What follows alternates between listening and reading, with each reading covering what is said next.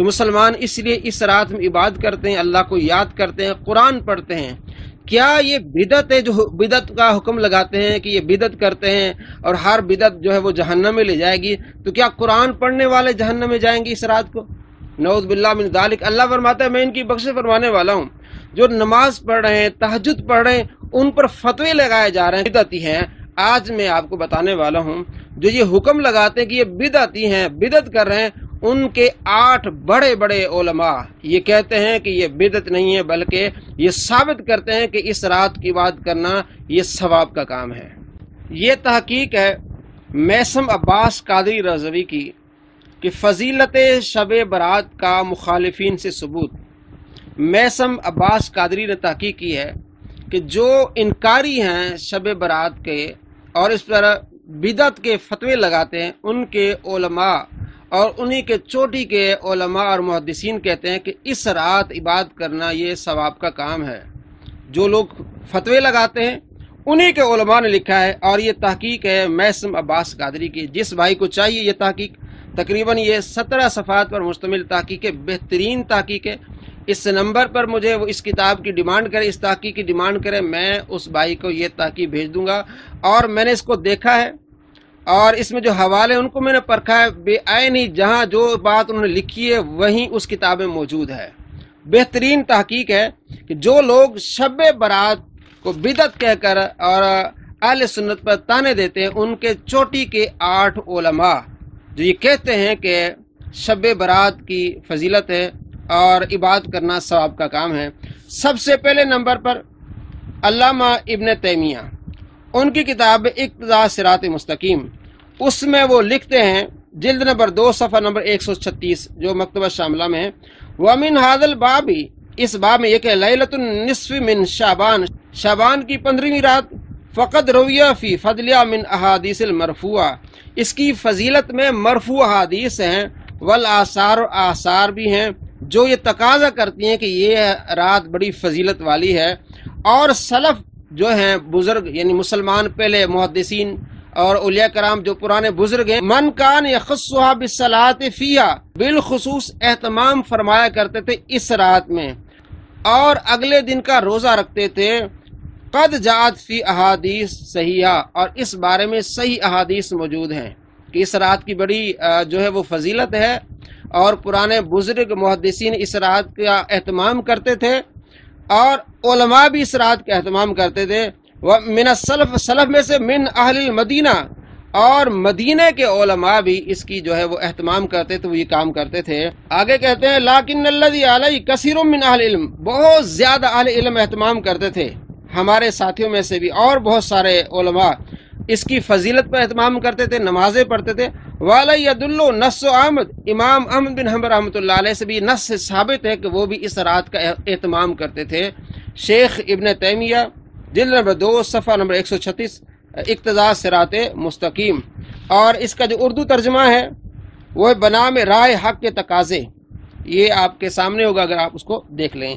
اس کے بعد ہے مولوی اسماعیل دہلوی، وہ کیا کہتے ہیں، ان کی کتاب صراط مستقیم، صفحہ نمبر 75، مطبوعہ ادارہ نشریات اسلام، اردو بازار لاہور، اور اسی طرح صفحہ نمبر 109 پہ بھی کہتے ہیں کہ حضرت صلی اللہ تعالیٰ علیہ وآلہ وسلم شب برات میں کسی کو اطلاع دینے اور جتلانے کے بغیر بقیع میں تشریف لے جاتے اور دعا کرتے، اور صحابہ میں سے کسی کو امر نہ فرماتے کہ اس رات قبروں پر جا کر دعا کرنی چاہیے، یہ جائے کہ آپ صلی اللہ تعالیٰ علیہ وآلہ وسلم نے تاکید کی ہو۔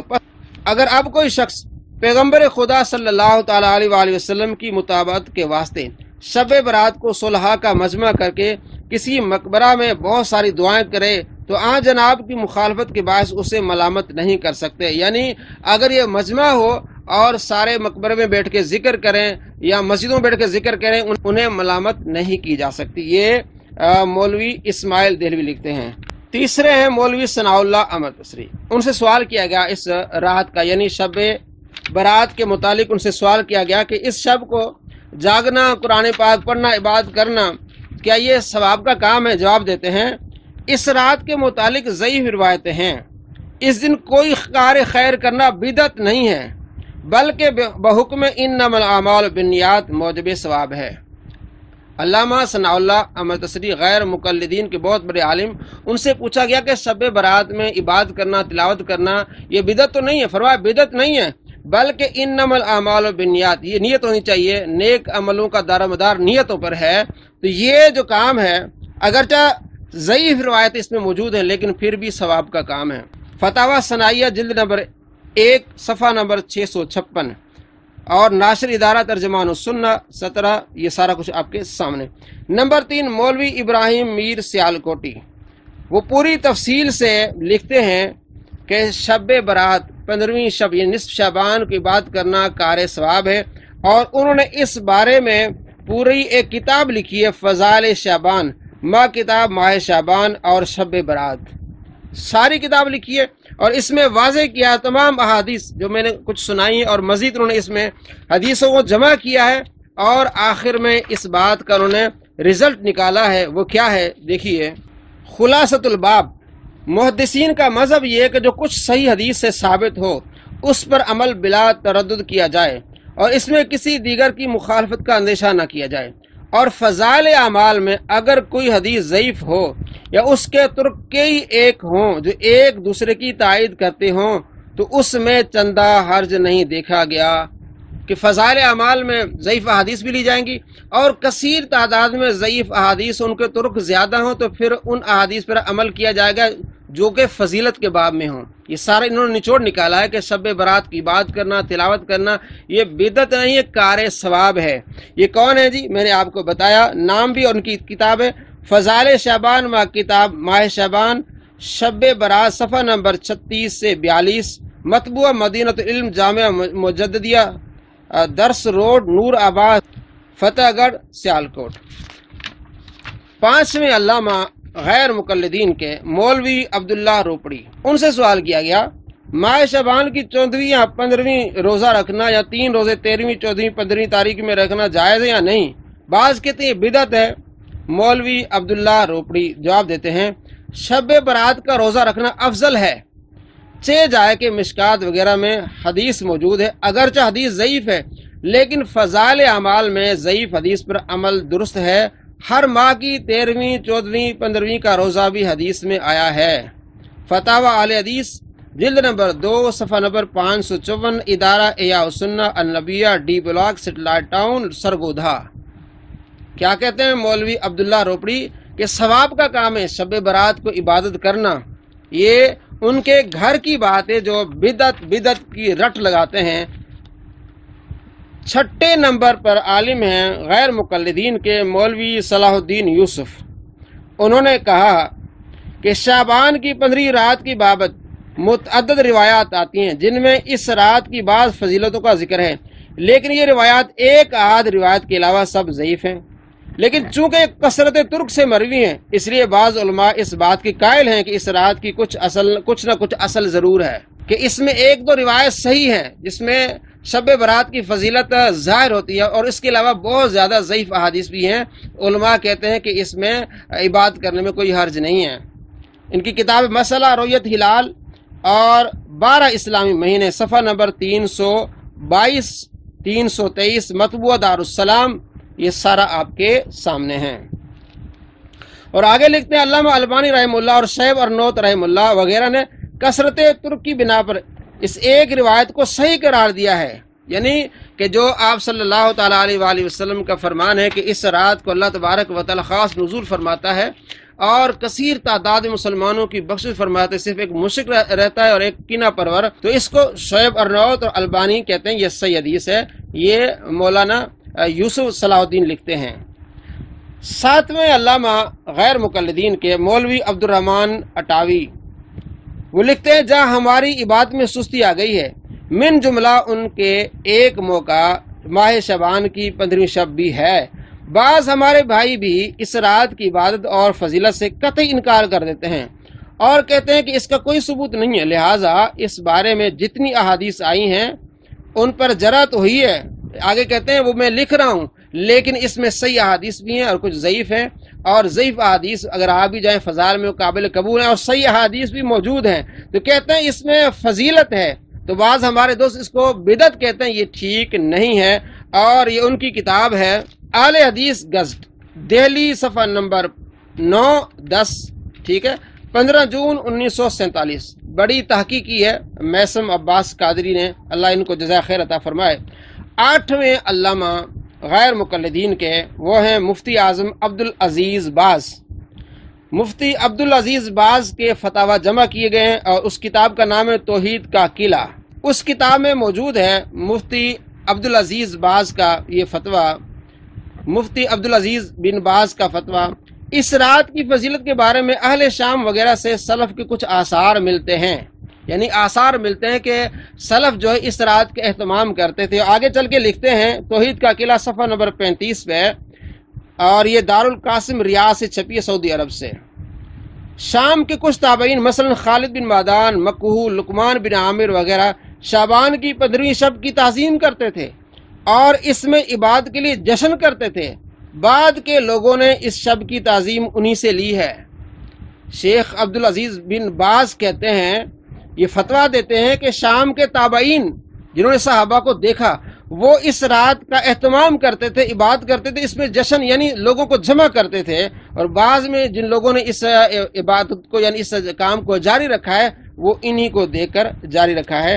آگے حافظ ابن رجب حنبلی کی کتاب کا حوالے بھی دیتے ہیں اور تفصیل سے کہتے ہیں کہ تابعین کی ایک جماعت سے اس کا ثبوت ملتا ہے جو اہل شام کے بڑے فقہا میں سے ہیں۔ تابعین کے جو بڑے فقہا ہیں تابعین میں سے وہ اس رات کا اہتمام کرتے تھے، اس میں عبادت کرتے تھے۔ کتاب کا نام ہے توحید کا قلعہ، غیر مقلدین کی کتاب ہے جس میں فتاوی جات جمع ہے، صفحہ نمبر 37، مطبوع دارالقاسم ریاض سعودی عرب سے، اور ترجمہ کرنے والے عبدالولی عبدالقوی۔ اور اسی کتاب غیر مقلدین کی توحید کا قلعہ میں لکھا ہے جو شیخ عبدالعزیز بن باز کے فتوے پر مشتمل ہے، اس رات مساجد میں اجتماعی طور پر عبادت کرنا مستحب ہے۔ خالد بن مادان اور لقمان بن عامر وغیرہ اس شب اچھے کپڑے پہنتے، دھونی دیتے، سرما لگاتے اور پوری رات مسجد میں ہی مصروف عبادت رہا کرتے تھے۔ اسحاق بن راہویہ کا بھی یہی قول ہے، وہ کہتے ہیں اس شب مساجد میں اجتماعی طور پر عبادت کرنا بدعت نہیں ہے، اسے حرب کرمانی نے اپنے مسائل میں ذکر کیا ہے۔ کہتے اجتماعی طور پر اس رات میں عبادت کرنا یہ بھی بدعت نہیں ہے۔ کتاب کا نام ہے توحید کا قلعہ، صفحہ نمبر 135، غیر مقلدین کی لکھی ہوئی کتاب، ان کے بڑے جو محققین ہیں، جو بڑے علماء ہیں، انہوں نے اس کو لکھا ہے اور یہ جمع کیا گیا ہے۔ اب بھی اگر یہ غیر مقلدین یہ بدعت کی رٹ لگائیں تو انہی کے علماء نے ان کے منہ پر تھپیڑ لگا دی ہے کہ یہ بدعت نہیں ہے۔ اور آخر میں 2 حوالے میں آپ کو مزید دینا چاہوں، جیسا کہ پہلے بھی میں نے آپ کو دکھایا اور بتایا کہ یوسف صلاح الدین نے اپنی کتاب میں لکھا ہے کہ اس میں چند احادیث صحیح بھی ہیں شب برات کی فضیلت میں، اور کچھ ضعیف احادیث بھی ہیں۔ تو ضعیف احادیث کے بارے میں آپ کو پہلے بھی ثناء اللہ عمر تصری کا حوالہ بھی میں نے آپ کو بتایا، وہ کہتے ہیں فضائل میں لی جائیں گی۔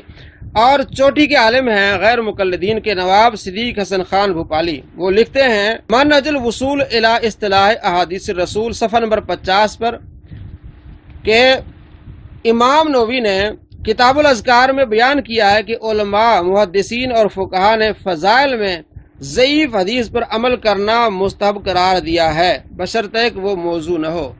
امام نووی نے لکھا ہے اور علماء کے اس پر اجماع، محدثین کہتے ہیں ضعیف حدیث پر عمل کیا جائے گا اگر فضیلت کے متعلق ہو، موضوع نہ ہو۔ تو ضعیف حدیث کثیر تعداد میں ہیں۔ امام بہقی نے فضائل اوقات جو کتاب لکھی ہے اس میں 8 حدیثیں ہیں، اس کے علاوہ ترغیب و ترہیب میں حدیث ہیں، ابن ماجہ میں، ترمذی میں کثیر تعداد میں شب برات کی فضیلت کے بارے میں احادیث ہیں۔ اور آخری حوالہ ڈاکٹر خالد علوی صاحب کا ہے، ان کی کتاب اصول حدیث، صفحہ نمبر 236 سے 288 تک، اس میں بحث کرتے ہیں کہ ضعیف حدیث کو لیا جائے گا، کس طرح اس پر عمل کیا جائے گا۔ تو کہتے ہیں کہ فضائل اعمال میں ضعیف حدیث پر عمل کرنے کے بارے میں علماء کا اتفاق ہے، کہ علماء اس پر متفق ہیں کہ فضائل اعمال میں ضعیف حدیث پر عمل کیا جائے گا۔ تو صحیح حدیث بھی میں نے آپ کو سنائی، اس میں ضعیف حدیث بھی ہیں۔ تو یہ ثابت ہو گیا کہ شب برات کی بات کرنا یہ بدعت نہیں ہے، کار ثواب ہے۔ جو بدعت کی رٹ لگاتے ہیں ان کے علماء مانتے ہیں کہ کار ثواب ہے، میں نے آپ کو 8 علماء کی کتابوں سے نقل کر کے دکھایا، بتایا۔ تو اس کتاب کو اگر آپ منگوانا چاہیں، اس ریسرچ پیپر کو، تو میرے پاس موجود ہے، میں آپ کو بھیج دوں گا۔ مزید آپ تحقیق کریں کہ اس رات کو جو ہے عبادت کرنے کی بڑی فضیلت ہے۔ اللہ تبارک و تعالی ہم سب کو اللہ رب العزت کی عبادت کرنے اور نیک اعمال کرنے کی توفیق نصیب فرمائے۔ السلام علیکم ورحمۃ اللہ وبرکاتہ۔